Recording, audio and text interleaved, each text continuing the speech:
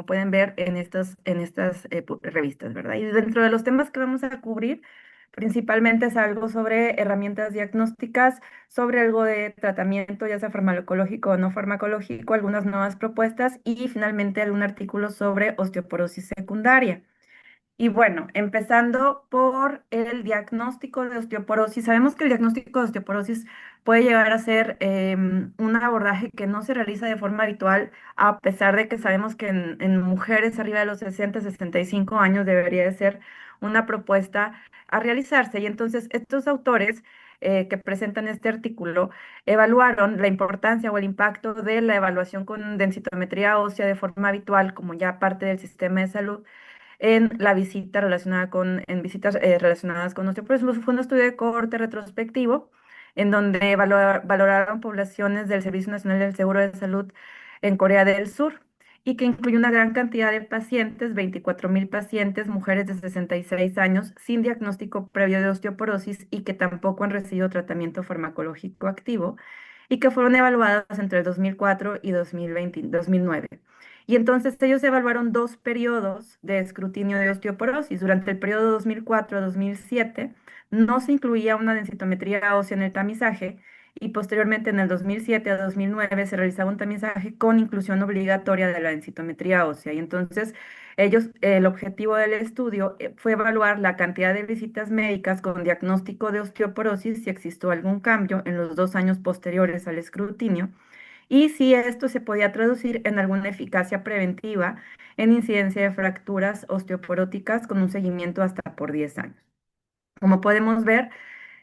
algunos de los principales factores que impactaron esta estrategia es que comparado con los periodos en los que no se realizó una evaluación con densitometría, como podemos ver acá, aquellas pacientes o el periodo en el que sí se realizaba una evaluación con densitometría, hubo un incremento de hasta un 52% las visitas relacionadas con osteoporosis en el periodo de 2 años después al escrutinio, que fue estadísticamente significativo, y esto sí llegó a impactar a una reducción en la incidencia de fracturas hasta un 9%. Recordemos que es como un estudio poblacional en el que se realizó revisión de historial médico, no directamente en los expedientes, entonces no fue posible evaluar algunos otros factores. Pero bueno, dentro de lo que sí se puede incluir, como podemos ver, en el resto de las características que se evaluaron, actividad física, tabaquismo, y bueno, el seguimiento de diferentes modalidades, no hubo un impacto significativo en las visitas por osteoporosis más que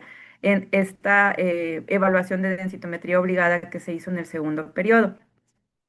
Y bueno, podemos ver el impacto en los diferentes tipos de fracturas y vemos cómo hay una reducción de hasta un 44% en la incidencia de fracturas en los siguientes 2 años de fracturas de cadera y hasta un 18% reducción de fracturas vertebrales, no así para rayo distal ni para húmero. Ahora, algo importante también de este análisis es que los primeros años que se realizó el escrutinio, realmente el impacto no fue significativo para incidencia de fracturas y el beneficio fue más que nada después de 5 años de seguimiento en donde ya se impactó en una reducción de la incidencia de fracturas. Entonces, con este artículo, los autores pues proponen que la implementación de una densitometría a nivel poblacional en mujeres perimenopáusicas alrededor de los 66 años, como se vio en el estudio, va a ser efectiva para identificar casos subclínicos y va a reducir eventos catastróficos como es una fractura de cadera.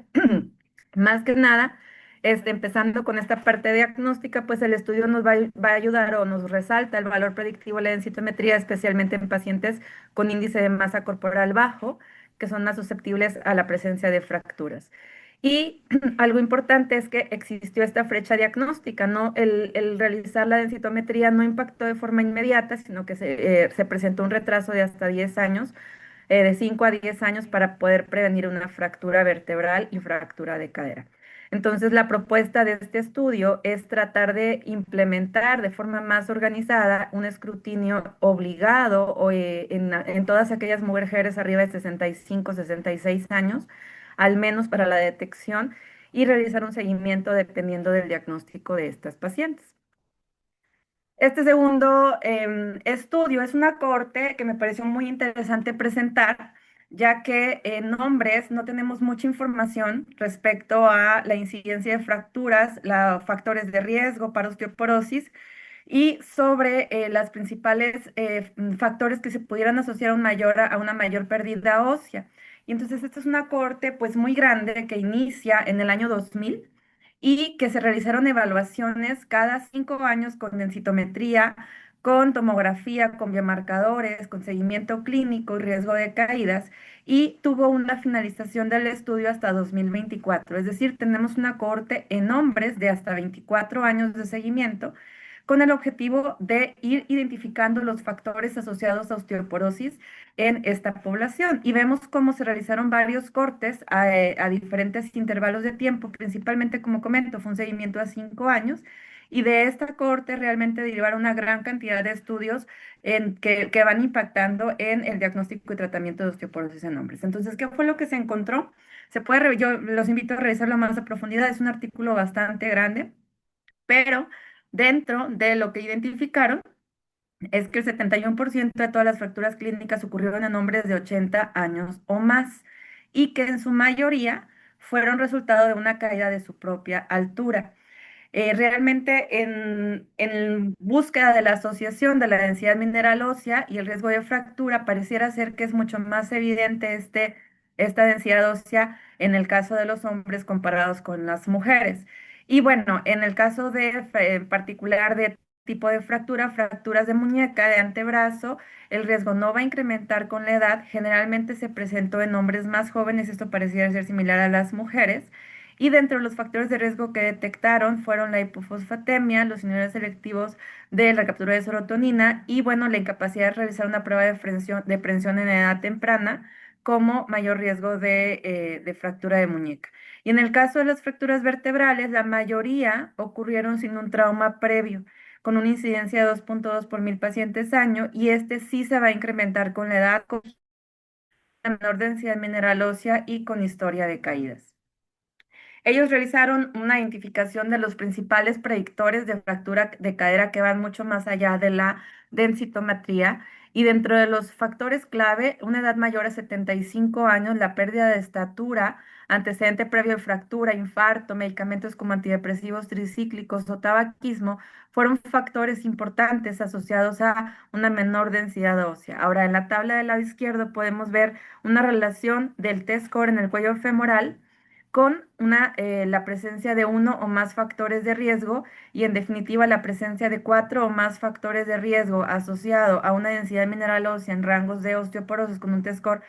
inferior a -2.5 en cuello femoral, se puede asociar hasta un 50% de incidencia, una mayor incidencia por 1000 pacientes año de presentar una fractura. Entonces, la estratificación de riesgo en el caso de los hombres, pues también va a ser muy importante para el escrutinio y el tratamiento. Ellos realizaron también estudios que evaluaron la función muscular y, bueno, en definitiva, realizaron varias pruebas como la de la prueba de levantarse de una silla, el desempeño físico con velocidad de la marcha, la fuerza de presión, la valoración de masa muscular y, pues, en definitiva, como bien es sabido, los parámetros relacionados con sarcopenia y con menor masa muscular y funcionalidad también se asociaron a una menor densidad ósea y un mayor riesgo de fractura. Dentro de los marcadores bioquímicos, al parecer, contrario a lo que pensaríamos, en el caso del hombre, los niveles de testosterona en el cohorte no se relacionaron con un riesgo incrementado de fractura, y pareciera que no tienen mucha utilidad en el caso de los hombres en la predicción de riesgo. De estos estudios en relación a testosterona y niveles de estradiol, hay varias publicaciones que se realizan a lo largo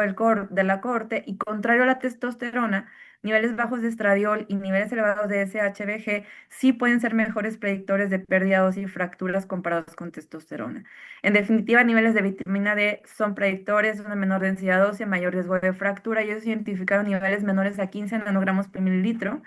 Se asocian con una pérdida de densidad mineral ósea en cadera significativamente más rápida, a razón de 0.59% anual, versus un 0.36% anual en aquellos que presentaron una vitamina D mayor a 30 nanogramos por mililitro. Y bueno, similar a mujeres, en altos niveles de marcadores inflamatorios también se van a asociar con un riesgo hasta 4 veces mayor de fractura de cadera y fracturas vertebrales. Dentro de las recomendaciones, pareciera ser que los cambios de la densidad mineral ósea en el caso del hombre no son muy acelerados, una velocidad como ya se mencionó menor del 1% anual. Y si tenemos una densitometría con un test score que fuera mayor a -1.5, el tiempo para desarrollar osteoporosis puede ser de hasta 8 años. Entonces, realmente dentro de las conclusiones de esta cohorte es que los intervalos de evaluación de escrutinio probablemente en hombres no pueden ser un poco más espaciados y que no existe un valor clínico en repetir una densitometría si llegamos a tener un riesgo bajo para osteoporosis. Dentro de la corte también se evaluaron herramientas como la escala de Frax y en el caso de hombres mayores a 80 años, ellos concluyen que realmente no hay una utilidad clínica o su capacidad predictiva de riesgo de fractura realmente es baja, especialmente cuando es mayor a edad, mayores de 80 años. Y bueno, finalmente el cohorte concluye que la osteoporosis en el hombre generalmente se va a presentar a edad pues mucho más avanzada, generalmente va a estar impulsada por caídas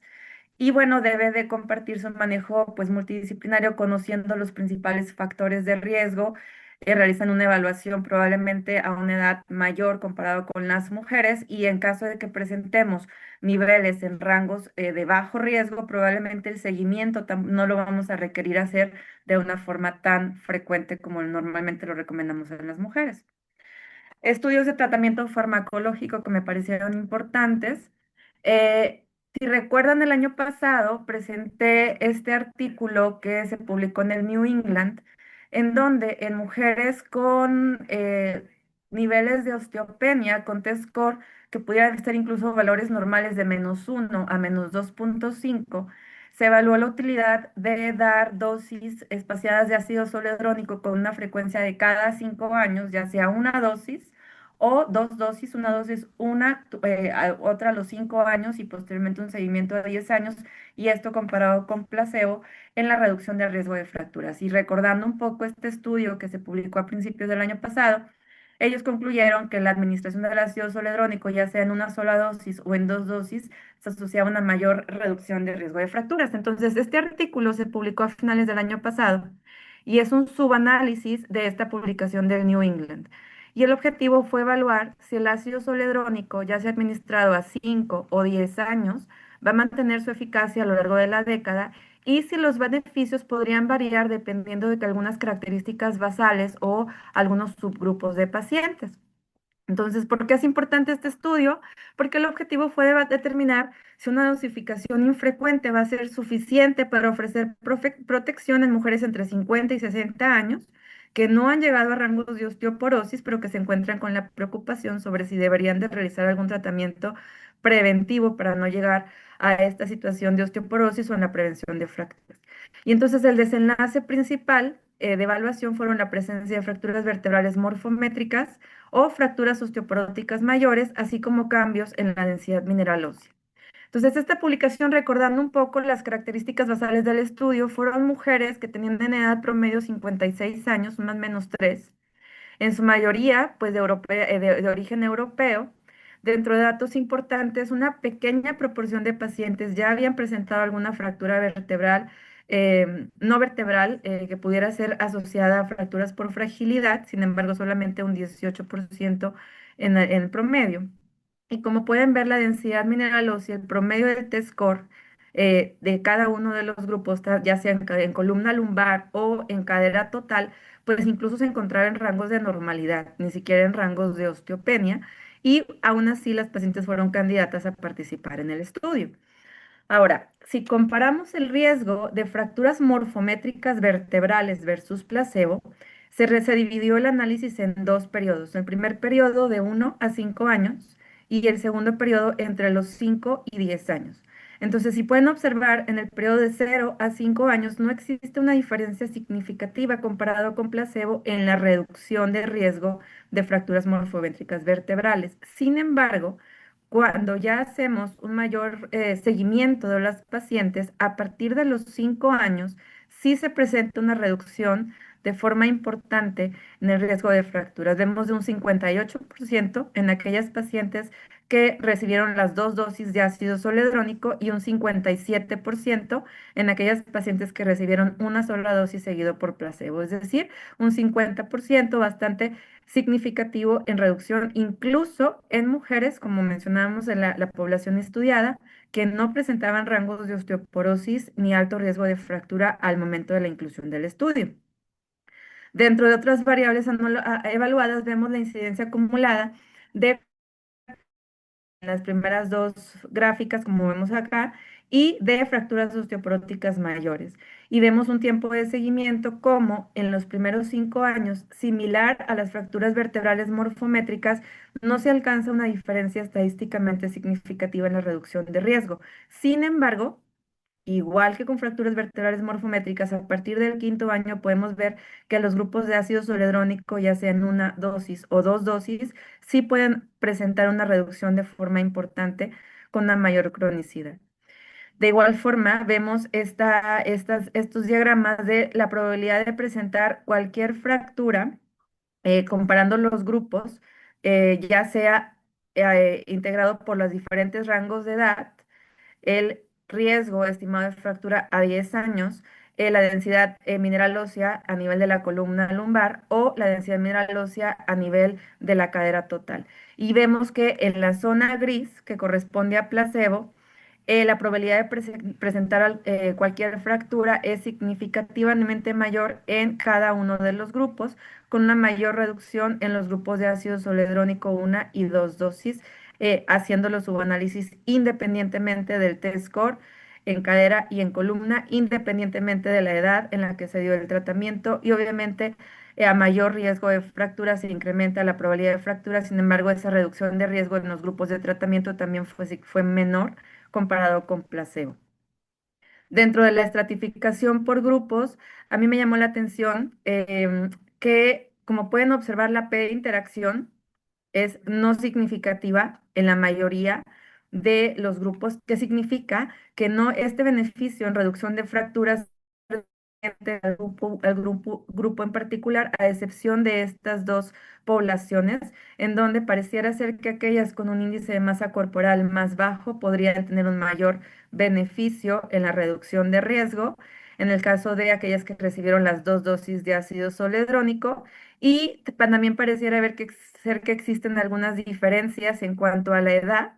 en las que se podrían beneficiar de una sola dosis, pero realmente son diferencias que son muy leves, sí alcanzan significancia estadística, pero a pesar de esto, los autores concluyen que pues realmente el beneficio es independientemente de todos estos factores, que como repasando un poco los niveles de masa magra, masa grasa, independientemente del aporte de calcio o de la densidad mineral ósea que se presentaban. Algo que me llama la atención también a discutir de este artículo, de este subanálisis que se realizó, es que incluso en aquellos que tenían una densidad mineral ósea más baja o más alta, el impacto fue igual y el beneficio en la reducción de fracturas fue similar. Entonces, la conclusión de este segundo análisis del artículo es que una sola dosis de ácido zoledrónico puede ofrecer protección significativa contra fracturas hasta por 10 años en mujeres con bajo riesgo.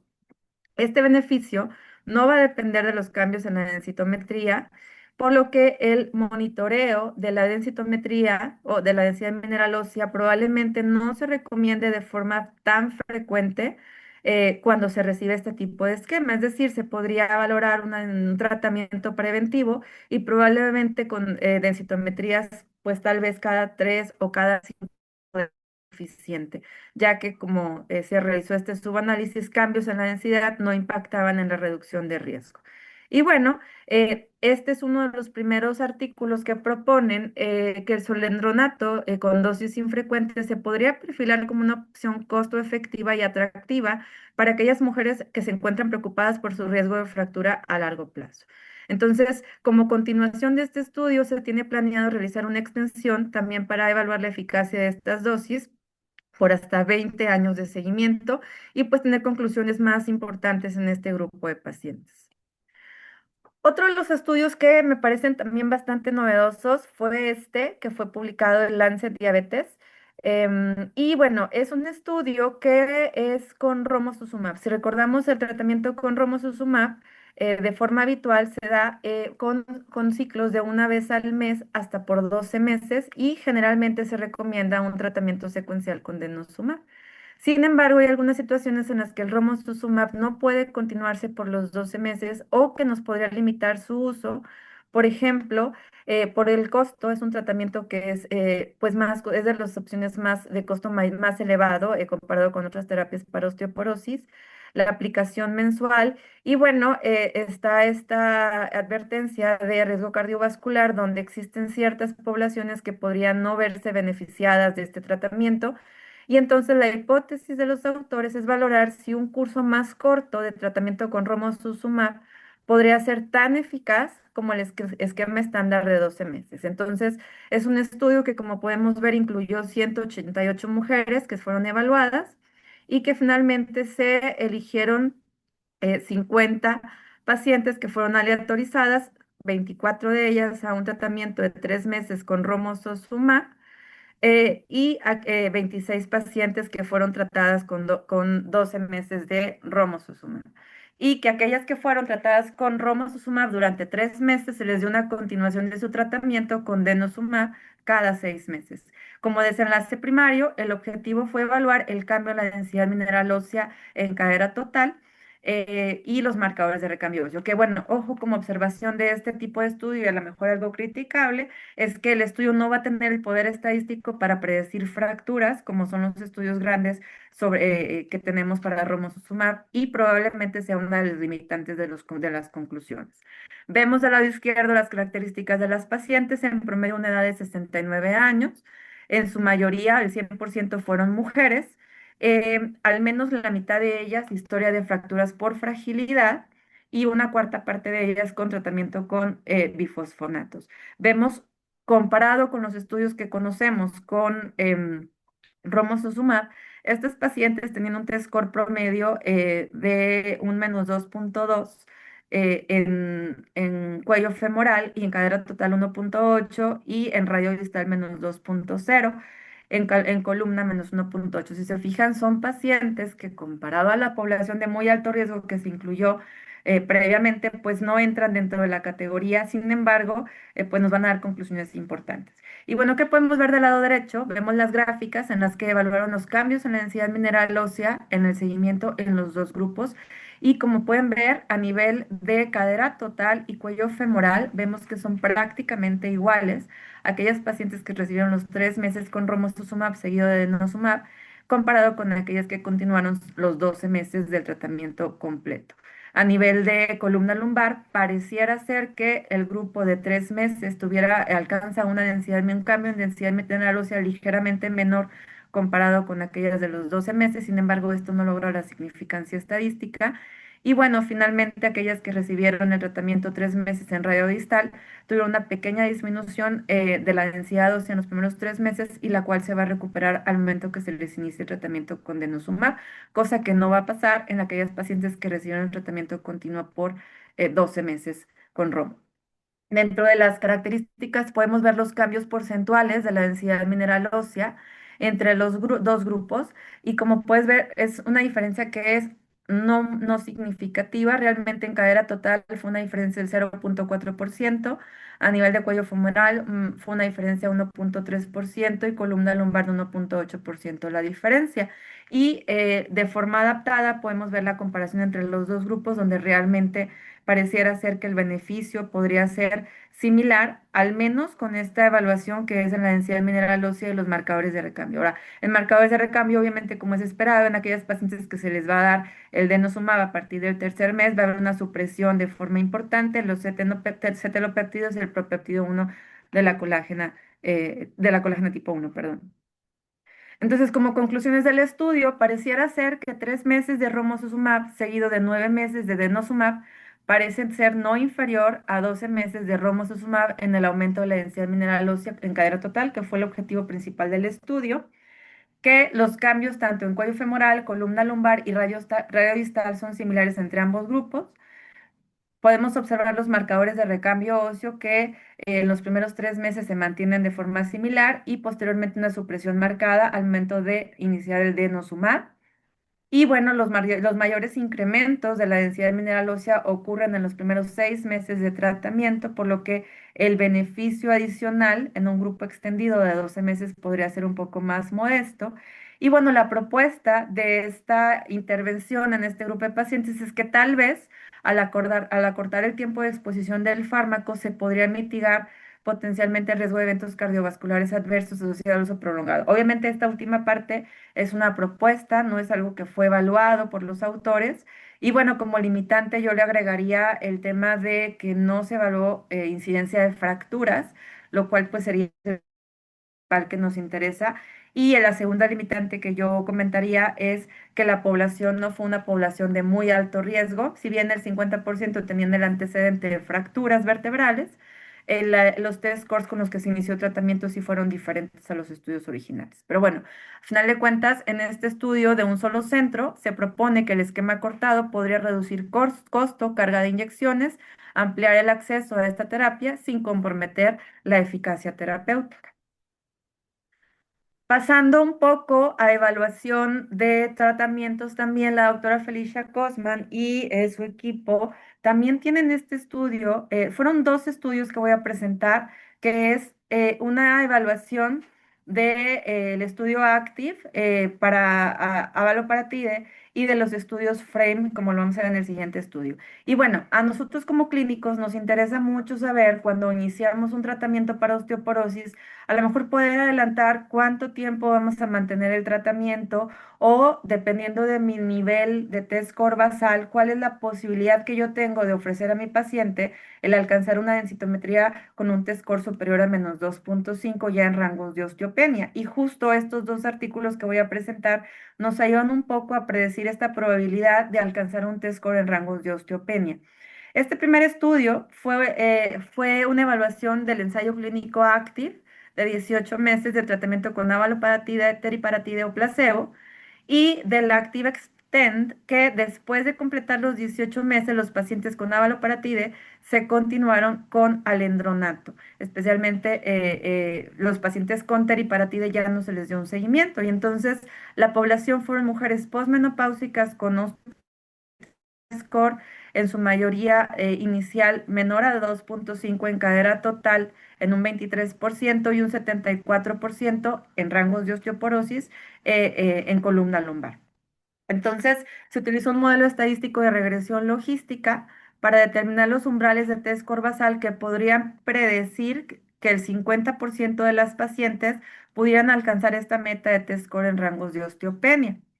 Si revisamos un poco las características basales, vemos a nivel de las columnas esta primera parte T-score inferior a -2.5 en columna, en cadera total y aquellas con columna lumbar. Y vemos cómo los promedios de T-score en este caso sí se encontraban en rangos de osteoporosis severa en columna lumbar y muy cercanos también en cadera total en cuanto a los niveles del T-score en este sitio. Vemos que cerca de una cuarta parte de los pacientes presentaron al menos una fractura vertebral y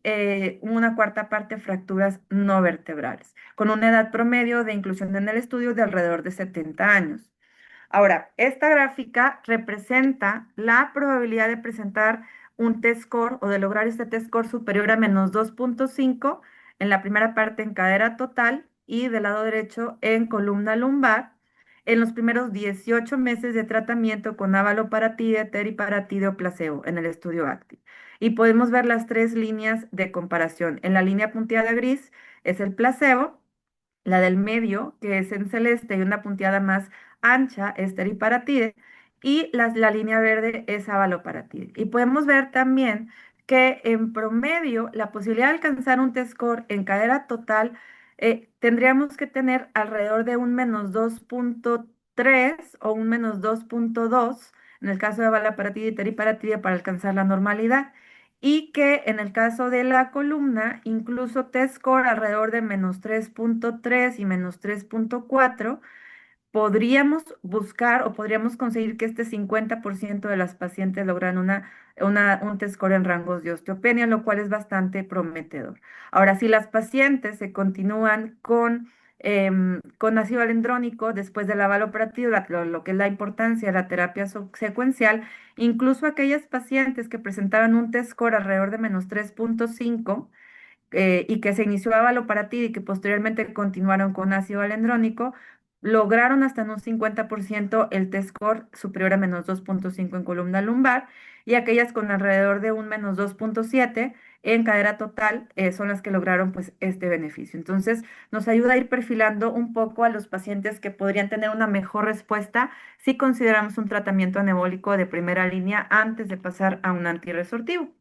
Como conclusiones, los autores mencionan que la elección del tratamiento inicial pues debe considerar la densidad mineral ósea basal y la probabilidad real de alcanzar el objetivo de test score superior a -2.5 para minimizar el riesgo de fractura. Y bueno, como bien conocemos o como la propuesta, si tenemos una situación de test score con muy alto riesgo o con test score por debajo de -3.0, el inicio con el tratamiento anabólico como valoparatida y teriparatida seguido de un antirrocertivo va a ser significativamente más eficaz para llegar a las pacientes con osteoporosis severa a rangos de seguridad en comparación a que solamente iniciemos con un bifosfonato desde un inicio. Y en aquellas pacientes que en definitiva tengamos niveles basales muy bajos, la terapia secuencial debe ser nuestra mejor oportunidad o nuestra única oportunidad para alcanzar los tratamientos o esta eficacia en cuanto a mayor seguridad de la densidad mineral ósea, y pues no debe ser nuestra primera opción el considerar un antirresortivo en estos casos. Ahora, el mismo metodología realizada la doctora Felicia Cosman propone este estudio paralelo para denosumab. Y entonces, el estudio fue también un análisis post-hoc de los estudios del estudio Frido y su extensión a largo plazo, en donde, de igual forma que el estudio anterior, buscaron estimar la probabilidad de alcanzar un test score superior a -2.5 e incluso -2.0 en cadera total y columna lumbar tras 1, 3, 5 y 10 años de tratamiento con denosumab. De igual forma, se realizaron modelos de regresión logística ajustados con test score basal en cada sitio para poder predecir esta capacidad de mejorar la densidad mineral ósea. Vemos dentro de las características basales, aquí la población sí difiere un poco comparado con las características del estudio ACTIVE. En este caso, no tenemos rango de osteoporosis severa en promedio, si bien sí hubo pacientes. El promedio del test score en cadera total fue alrededor de -1.8 en los tres grupos y en columna lumbar de -2.8. Es decir, si hay osteoporosis principalmente a nivel de la columna, sin embargo, no de forma tan significativa como en los resultados o en la población del estudio ACTIVE. Ahora, si vemos la proporción de pacientes que se encontraban en rangos de osteoporosis, hasta un 80% de las pacientes tenían una columna lumbar en rangos de osteoporosis y un 27% a nivel de la cadera. En cuanto a historia de fracturas, aquí tenemos que al menos la mitad presentaban alguna incidencia de fractura y en su mayoría eran fracturas no vertebrales. Aún así, a pesar de que el test score no estaba tan bajo como en los resultados del estudio ACTIVE, sí podemos ver una mayor incidencia, una alta incidencia de fracturas en esta población. Ahora, la tabla de análisis es muy similar al estudio anterior. En este caso tenemos varios colores en seguimiento. Tenemos en rojo aquellas pacientes que se realizó un tratamiento durante 10 años. En amarillo, aquellas pacientes que fueron seguidas durante 5 años. En azul, seguimiento 3 años. Y en morado, las que tuvieron el primer año de seguimiento. Y vemos los diferentes sitios a nivel de cadera total y de columna lumbar en la primera columna con el objetivo de alcanzar este test score por arriba de -2.5 y metas más estrictas de -2.0. ¿Qué podemos ver dentro de las conclusiones? Realmente un seguimiento corto a 3 años nos va a alcanzar una probabilidad de sí alcanzar un test score por superior a -2.5, pero solamente, si se fijan, cuando mi test score basal está muy cerca de ese -2.5. Los autores proponen un -2.7 basal, tal vez en 3 años podríamos llegar a conseguir, pero si ya nos estamos acercando a test score inferior a -3.0 en la columna, probablemente el tratamiento, yo ya lo voy a anticipar, que mi paciente lo va a recibir al menos 5 años. Y que si pues, se encuentra el test score por debajo de -3, ya a niveles de -3.2, -3.1, la posibilidad de alcanzar en un 50% esta mejoría del T-score a -2.5 va a ser muy baja. Coincide con los resultados anteriores, en donde, pues, si tenemos pacientes con muy alto riesgo de fractura por T-score, pues probablemente, a pesar de que denosumab nos da una eficacia muy buena, no va a ser la mejor opción. Vemos aquí la conclusión de que si en columna lumbar tenemos un T-score inicial de -3.0, la posibilidad de aumentar el T-score a -2.5 es de un 59%. Sin embargo, vemos que esta probabilidad disminuye de forma rápida cuando nuestro T-score se va a encontrar mucho más bajo. Ahora, en el caso de cadera, es todavía mucho más complicado y es menos la probabilidad de alcanzar estas metas. Para lograr esta mejoría del 50%, perdón, esta primera fue de columna de cadera total, más bien las de columna, todavía tenemos posibilidades de alcanzar muy buen pronóstico con las pacientes, incluso con T-score inferiores a -3.0. Ahora, si buscamos metas más estrictas, es decir, sabemos que estamos con tratamiento con denosumab y que si llegamos a una meta de seguridad y queremos valorar una terapia secuencial, lo ideal es llevar a nuestras pacientes a un T-score inferior a -2.0 para poder, pues, esperar esta regresión de beneficio que vemos con del denosumab. Entonces, esta meta de -2.0, si mi cadera total la tenemos, solamente la lograríamos si en mi cadera total tenemos un T-score alrededor de -2.4, 2.6, 2.7. Y en el caso de la columna lumbar, la posibilidad de alcanzar el 50% de los pacientes que logren ese test score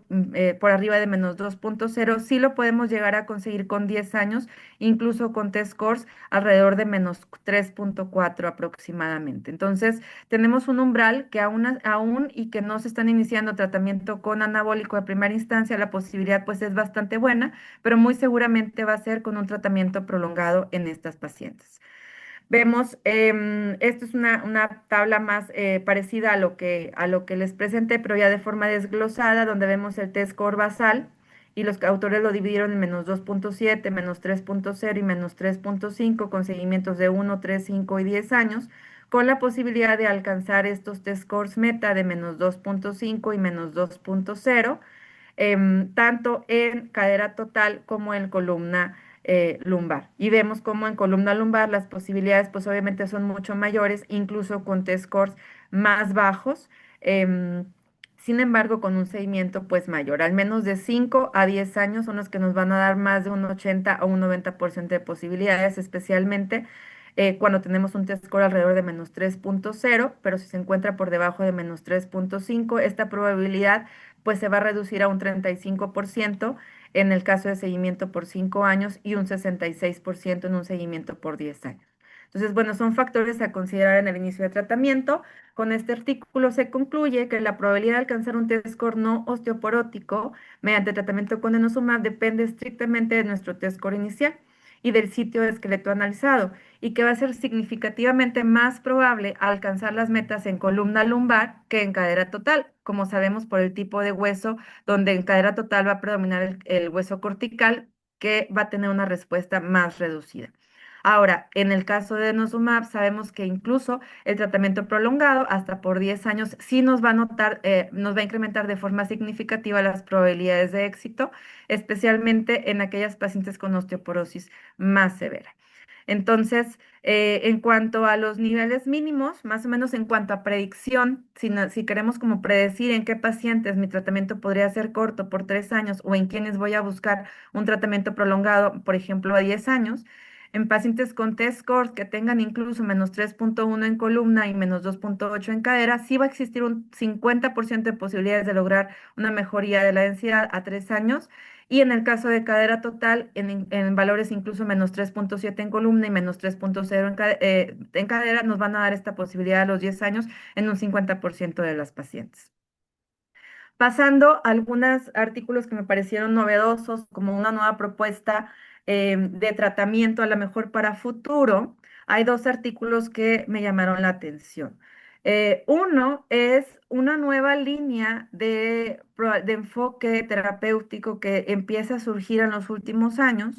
sobre la probabilidad de incorporar la importancia de los canales iónicos mecanosensibles en el mantenimiento de la salud ósea. Entonces, este artículo es más una revisión de estos canales que podrían estar influyendo en señales mecánicas e inflamatorias y que a través de la activación de estos canales iónicos existe una regulación de las células a nivel del osteoblasto, del osteoclasto y todo esto está regulado también por la actividad de los macrófagos óseos. Lo que se identifica es que los macrófagos en el hueso tienen funciones muy características a nivel del hueso. De hecho, se les propone este nombre que se conoce como osteomax, que son macrófagos osteales y van a tener una participación importante en la homeostasis ósea, como lo podemos presentar en esta diapositiva. En primero, no son macrófagos comunes como los que vemos en circulación, sino que va a ser una población especializada de macrófagos que se van a encontrar en el tejido óseo y que van a tener un origen predominantemente embrionario. Estos macrófagos no van a depender principalmente de los monocitos circulantes, sino más bien van a tener un ambiente más local a nivel del hueso y tienen también la capacidad se ha identificado que tienen la capacidad de autorrenovación y de adaptarse al microambiente local en el hueso. Entonces, estos osteomax se les han identificado a través de estudios de ciencia básica funciones importantes en la regulación de la remodelación ósea y que van a participar en la actividad de tanto de osteoblastos como de osteoclastos, van a participar en mecanismos de regulación de inflamación a través de estos canales iónicos y también van a participar en la fagocitosis, en la curación ósea a través de diferentes mecanismos. Entonces, ¿cuál es la importancia a nivel de la propuesta de este estudio? Es que pareciera ser que estos macrófagos nos van a ayudar a regular el microambiente inflamatorio de forma local, van a participar en la pérdida ósea que va a estar regulada por la inflamación y van a tener una actividad importante regulada por estos canales mecanosensibles, que son estos tres los que se proponen, que es el piezo 1, el TREC1 y el BRAX. Entonces, podrían proponerse estos canales iónicos como un blanco terapéutico innovador, especialmente en mecanismos de osteoporosis que están relacionados con estados proinflamatorios, por ejemplo, en enfermedades inflamatorias o en uso crónico de glucocorticoides. Y bueno, es una propuesta que si bien se encuentra en etapas pues muy tempranas, todavía es ciencia básica, podría abrir la puerta a nuevas líneas terapéuticas para pacientes con osteoporosis. Entonces, existen estos canales que están involucrados con osteoporosis y en la regulación a través de estos canales iónicos que se van a encontrar a nivel de los osteoblastos, los osteoclastos y los macrófagos. Van a haber diferentes funciones que se van a regular. Por ejemplo, estos canales, que son los canales TREC, van a estar relacionados con la mecanosensación, con la homeostasis del calcio principalmente, y con el tráfico inmune, la inmunomodulación de los macrófagos. Por otro lado, los canales iónicos piezo 1 están relacionados principalmente por las vías de la WNT y la beta-catenina, por los que podrían tener una mayor participación en la actividad de los osteoblastos y con la formación, la regulación de la formación ósea. Y finalmente, estos últimos canales, que son los canales BRAX, podrían participar principalmente en mecanismos de activación inflamatoria. Entonces, activación e inactivación de estos canales iónicos podrían influir como un potencial terapéutico en un futuro para osteoporosis. Yo creo que vamos a ver un poco más de esta información. La verdad es que este artículo está pues muy extenso, traté de resumirlo lo más relevante, pero pues sí los invito a revisar algo del tema o revisar la liga de la información, ya que pues me pareció bastante interesante como y novedoso para futuros tratamientos. Entonces, ¿cuál es la propuesta del artículo? Bueno, se propone que la modulación farmacológica de estos canales va a ofrecer una nueva vía para mitigar la pérdida ósea impulsada por la inflamación, especialmente en situaciones de inflamación crónica asociado a envejecimiento,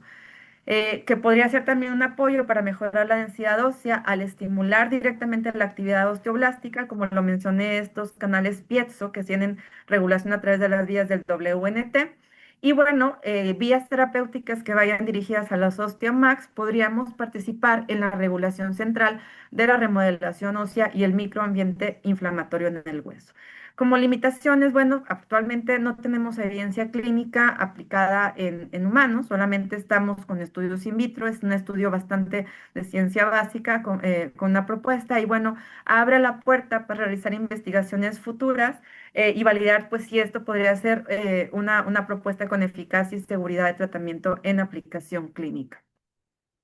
Y bueno, finalmente, ya para terminar, otro de los artículos que me parecieron relevantes presentar fue uno para osteoporosis secundaria. Sabemos que una población vulnerable, una de las que tenemos de osteoporosis secundaria como población vulnerable, son pacientes con enfermedad renal crónica, especialmente en etapas avanzadas, etapas 3 y 4. No tenemos muchas opciones de tratamiento para osteoporosis y a las opciones que podríamos llegar a utilizarlas, pues nos encontramos limitados por su pues, seguridad en estos pacientes y sobre la eficacia terapéutica que podrían llegar a tener. Entonces, este estudio de corte observacional retrospectivo utilizó datos de mundo real durante el periodo 2016-2024 y ellos compararon de forma retrospectiva un grupo de 46 pacientes que recibieron dosis de ácido hialurónico hospitalario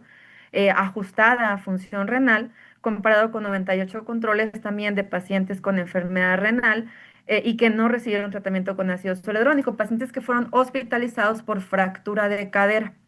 Entonces, algo importante es que fue una población de edad muy avanzada, en promedio 89 años. En su mayoría fueron mujeres y como podemos observar, se encontraban en enfermedad renal en etapas 3 y 4, no en etapa 5 y no se encontraban en terapia de sustitución renal.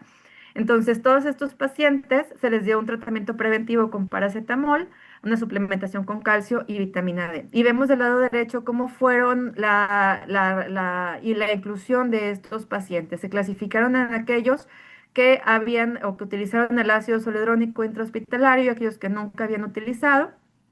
y se hizo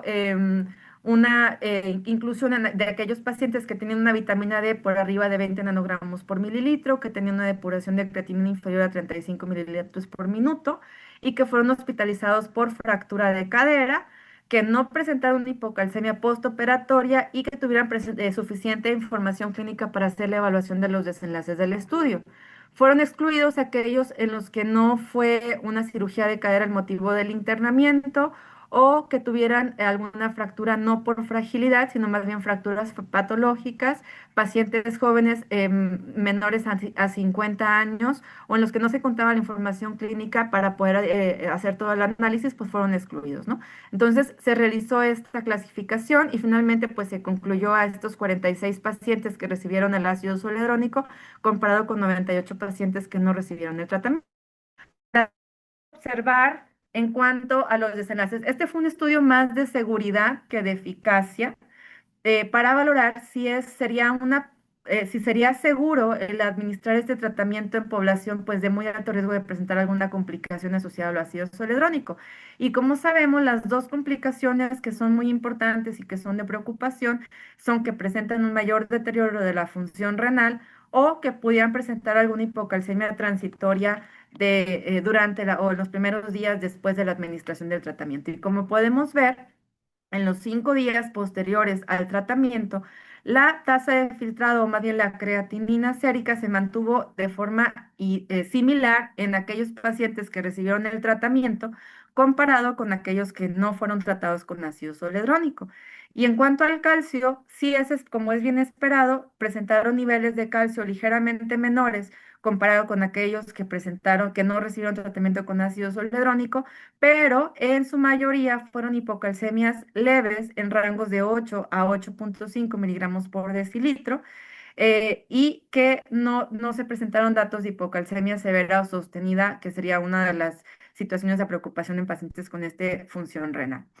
Se hicieron otras evaluaciones, por ejemplo, en cuanto a reacción de fase aguda, como sabemos, en un 5 o un 10% de los pacientes se puede presentar alguna reacción de fase aguda posterior al ácido zoledrónico. Sin embargo, no fue de forma importante en los pacientes que fueron tratados, solamente fue en un paciente que presentó fiebre postinfusión Y bueno, respecto a estancia hospitalaria y en tasas de readmisión a los 30 días, pues no hubo tampoco diferencias significativas. Es decir, con el estudio, pues a final de cuentas se concluye que la administración del ácido zoledrónico a dosis reducidas e infundido lentamente es probablemente seguro para los pacientes con fractura de cadera y enfermedad renal crónica avanzada. Y esto es un avance muy importante porque se propone que en una población tal vulnerable para presentar fracturas por la enfermedad renal crónica y ya con un muy alto riesgo de presentar fracturas adicionales por haber presentado ya la fractura de cadera, sí puede ser una opción el dar tratamiento con ácido zoledrónico intrahospitalario y que esto potencialmente podría reducir el riesgo de fracturas futuras. Sin embargo, esto no fue objetivo del estudio y al ser también retrospectivo, pues tiene sus limitaciones, como el hecho de ser un estudio con un tamaño de muestra reducido, en la que no tenemos una representación de una enfermedad renal crónica terminal o en terapia sustitutiva. No se realizó una evaluación a profundidad de hipocalcemias, por ejemplo, en tema de calcio iónico, y obviamente fueron pacientes que las fracturas fueron fracturas por fragilidad de acuerdo a la definición de los autores. Y bueno, a final de cuentas es un estudio de un solo sede que probablemente se requiera pues mucho más información o estudios más grandes para poder valorarlo, si en poblaciones en específico podría ser de utilidad. Y bueno, son algunos de los artículos, la realidad es que la lista es muy larga. Hay algunas novedades respecto a la terapia secuencial con denosumab. Sabemos que existen múltiples estudios que han surgido recientemente con respecto a denosumab y cuál es la mejor estrategia de secuenciación. Hay un estudio que está en curso que se presentó en la Endo Society, que no les puede compartir las diapositivas ya que fue una indicación de la plática, pero hay algunas propuestas prometedoras. Por ejemplo, en esta presentación de la ENDO, se está evaluando si la administración de ácido zoledrónico, incluso a los 3 meses, no a los 6 meses, de denosumab podría tener un beneficio potencial, especialmente en pacientes que tenemos una elevación de marcadores de recambio óseo. Pues como comento, es una de las propuestas que a lo mejor vamos a ver publicaciones en el transcurso de este año, porque ya se presentaron los resultados en la ENDO. Y bueno, hasta ahorita lo más consolidado para el denosumab, cuando se desea suspender tratamiento, probablemente sea el tratamiento con ácido zoledrónico a los 6 meses y a los 12 meses, como presentamos a uno de los artículos el año pasado. Y bueno,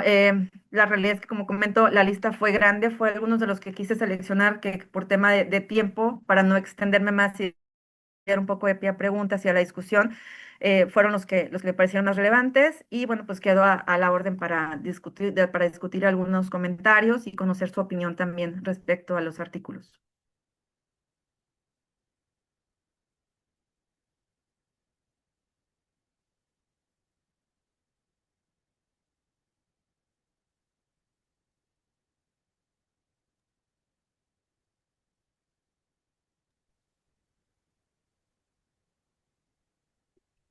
Muchas gracias, Dani, por la presentación. No, gracias. No sé si alguien quiera comentar algo. Ya en el chat creo que no pusieron. Ah, sí, hay una pregunta. Alejandro Romero.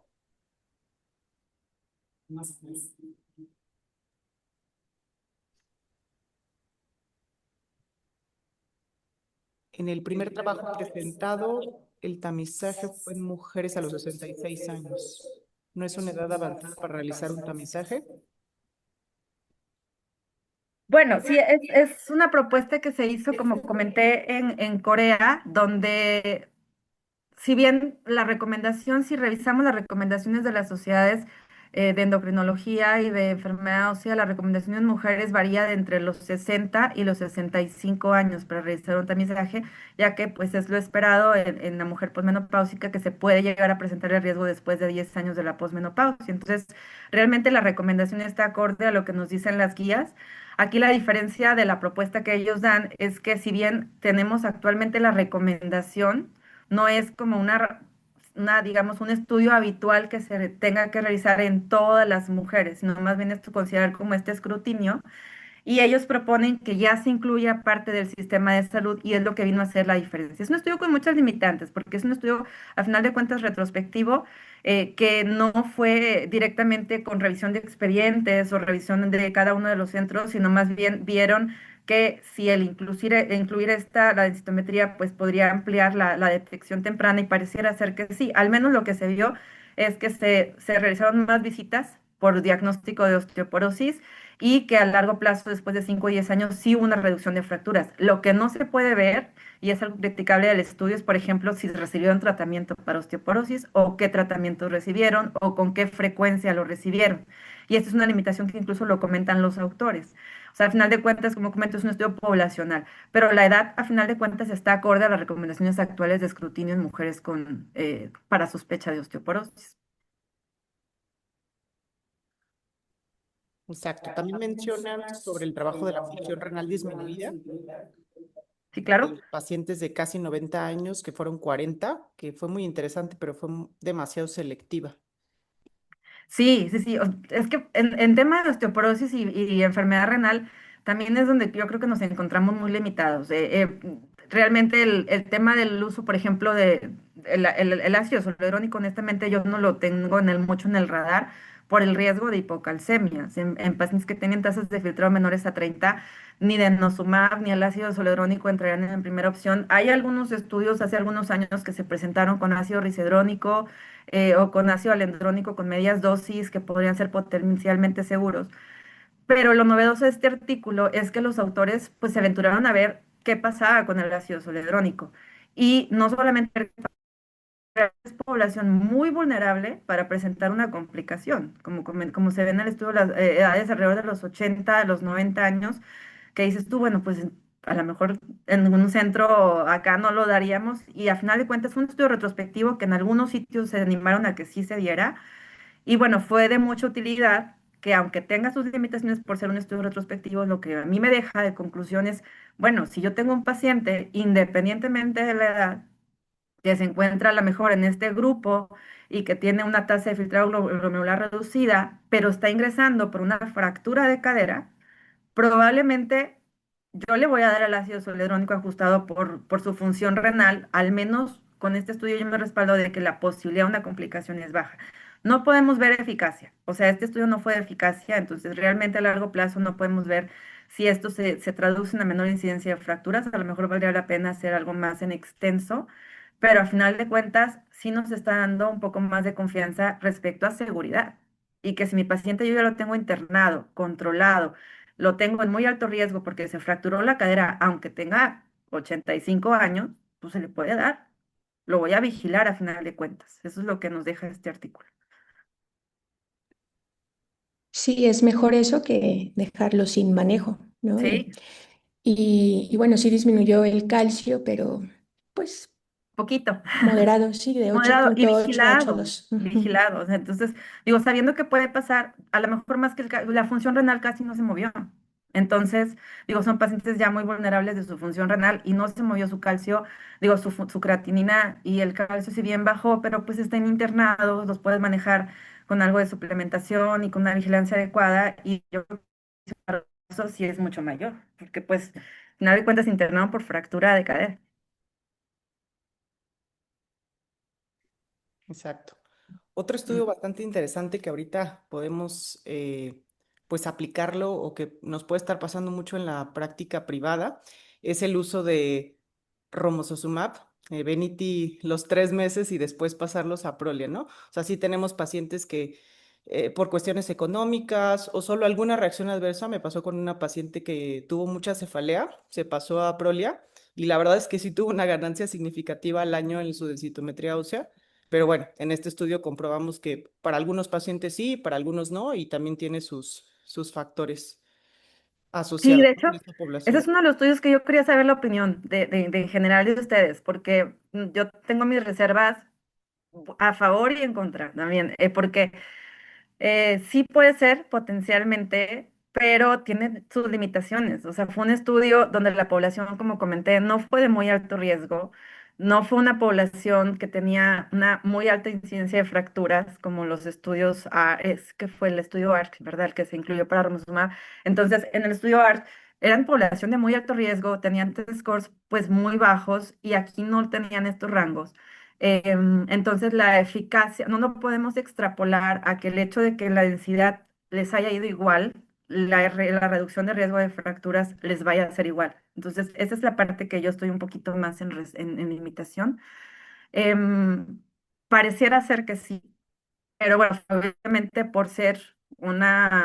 objetivo mucho más ambicioso, la cantidad de pacientes que tuvieron que haber reclutado para este objetivo tuvo que haber sido mayor, entonces por eso no lo realizaron. Y la otra situación es que fue una población de un solo centro, o sea, no podemos extrapolarlo a que en todos los sitios se pueda aplicar igual, que puedan tener como el mismo seguimiento, entonces no fue una población heterogénea, sino fue solamente en Boston, Massachusetts, y la realidad es que hacerlos como que al 100% con este estudio de que ya no lo voy a dar 12 meses y mejor ya lo voy a dar 3 meses en todos mis pacientes porque les va a ir bien con este estudio, la realidad es que yo tengo mis reservas. Pero tal vez sí en aquellas pacientes que por costo no lo pueden continuar o que a lo mejor tienen esta situación de riesgo cardiovascular que proponen los autores o que a lo mejor yo tengo una paciente que probablemente la voy a considerar para este esquema porque tengo 3 meses con ella y cada vez que se aplica el tratamiento le genera mucho dolor óseo. Entonces ella está, probablemente vamos a proponer un cambio y son situaciones que a lo mejor tenemos un poco de respaldo, de decir, bueno, va, lo ideal son los 12 meses, pero pareciera ser que no te va mal con 3. No sé qué opina, doctor Reza, de este estudio. Bueno, efectivamente ya comentaste algunas limitaciones. Un punto es que la población, la N fue muy pequeña. Sí. Entonces, obviamente, y además fue una duración a un año, o sea, 3 meses de romosozumab y luego 9 meses de denosumab contra 12 meses de romosozumab. Y la población fue pequeña, por lo tanto, y el seguimiento solo a un año, por lo tanto, el diseño del estudio no permite saber si hay diferencias en prevención de fracturas, que es lo importante clínicamente a fin de cuentas. Si uno se fija en los incrementos de la densidad ósea, no hay diferencia estadística no significativa, pero volvemos a lo mismo por la N. Si uno se fija detalladamente al mes 12 el incremento en la columna lumbar, en la cadera total y en el cuello femoral, sí hay cierto efecto a favor de los 12 meses de romosozumab. Entonces, si este estudio se hubiera hecho en lugar de 46 pacientes en un brazo y un poquito más en el otro brazo, Ujú, probablemente si la N fuera, no sé, 10 veces mayor, la diferencia sería estadísticamente significativa a favor de romosozumab 12 meses. Y probablemente, vaya, como yo comentaba alguna vez en un grupo de WhatsApp, ¿qué pasaría, por ejemplo, si se hiciera un estudio grande, por ejemplo, con 10 veces el número de pacientes incluidos aquí?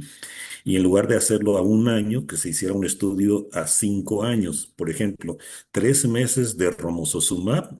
y luego 57 meses de denosumab, que serían 57 más 3, 60 meses, que son 5 años exactamente, contra 12 meses de romosozumab y luego 48 para sumar un total de 60 meses de Prolia, o sea, un año de romosozumab y 4 años de denosumab. Aunque es difícil saber qué pasaría, probablemente si extrapolamos estos hallazgos, la diferencia en densidad ósea sería estadísticamente significativa a favor de 12 meses de romosozumab. Habría que ver si eso se traslada o no en diferencias en fracturas, que un estudio con ese diseño sí permitiría saber si hay diferencias en fracturas. 10 veces el número de pacientes incluidos aquí en cada brazo y una extensión a 5 años, viendo fracturas como desenlace clínico ya sea por morfometría vertebral o por placas simples. Y entonces sí, veríamos si realmente los dos son iguales o si necesariamente, pues con un número más grande y un seguimiento mayor, un esquema de 12 meses de romosozumab seguido de 4 años o los años que uno quiera de nosumab sería tal vez superior a 3 meses de romosozumab. Ahora, eso no quiere decir que no tengamos que tomar en cuenta este estudio. Es un estudio importante y como lo comentaste,